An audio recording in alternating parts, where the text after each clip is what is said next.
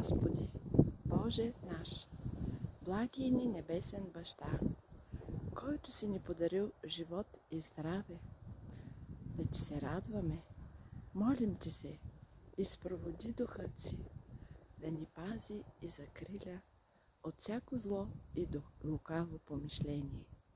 Научи ни да правим Твоята воля, да осветяваме Твоето име и да Те славословим винаги.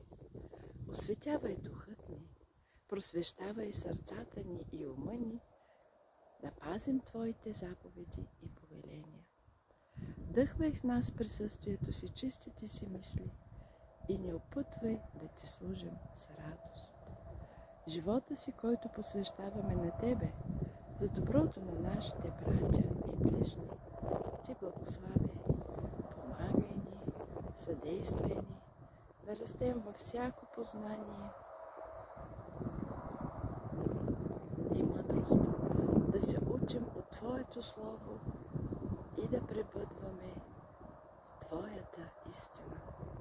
Ръководи ни във всичко, което мислим и вършим за Твоето име, да е за успеха на Царството Ти на земята.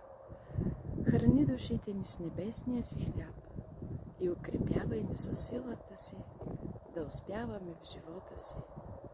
Като ни даваш всичките Твои благословения, приложи любовта си да ни е вечен закон, защото на Теб принадлежи царството, силата и славата завинаги.